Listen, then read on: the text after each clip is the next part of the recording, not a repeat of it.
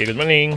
So, susubukan po natin pang baklas itong Bosch GDX 18 volts dash 285 natin na cordless anong tawag sa ganito? Impact wrench. Okay. So, susubukan po natin. Medyo lumambot tong gulong ng Grandia. Okay. Natin kung tama. Number 19.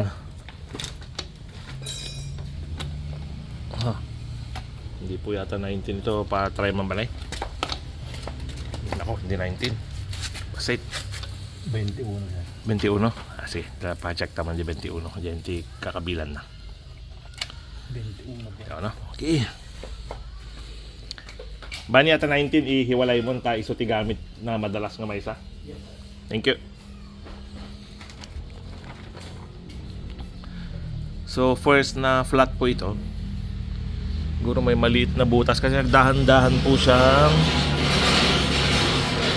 naging malambot. May sumingit na maliit na pako. Ayun. Ito po, kita.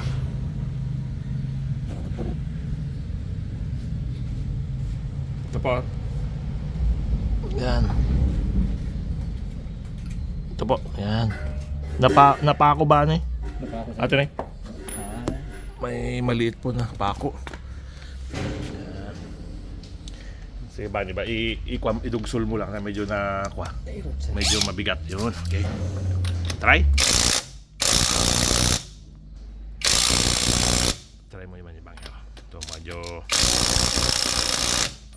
ayaw. Baka mas malaki po yung ginamit. Ay, pakasisa. Tama. Palukay. Pakasisa. Tama. Tama ata. Talaga na i-root lang. Ayun. Okay. So medyo matigas po yung Yun.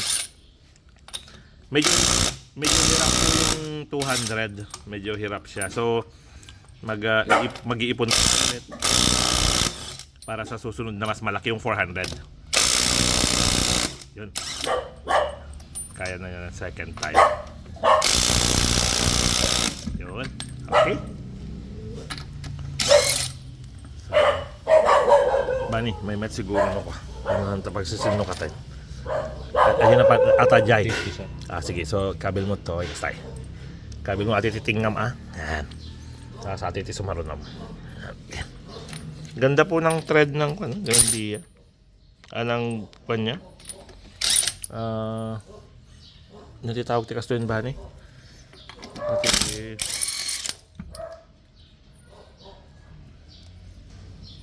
Yan. Bolt. Stud nut.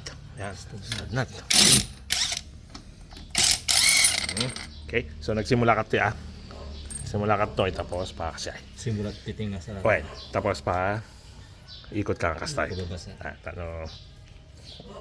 City original na. Okay. Tapos ba ni tandaan na mo natin. Ay. Napako. Kataman pa idulid tayo na yan.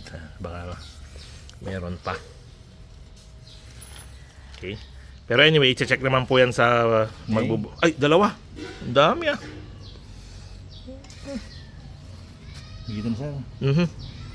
Naku, medyo may napuntahan po tayong maraming pako. Actually, galing po ito sa isang site. So, siguro yun na po yun. Tatlo. Ayan. Mali. Bato sir. Okay. So, mag-ingat po tayo pag pumupunta sa site. Ito pa. Hindi. Bato. Bato, sir. Okay. Bato. Bato. Bato. Sige, tatlaw. Tatlo. Bato. Okay. Tatlo po. Tatlo daw Tatlo sir. Tatlo. So, talagang maraming naikalat na sharp object sa site na last na pinuntahan niya.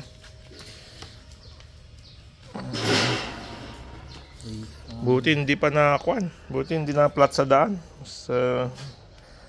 Pansana. Dito pa lang po siya dahan-dahang naging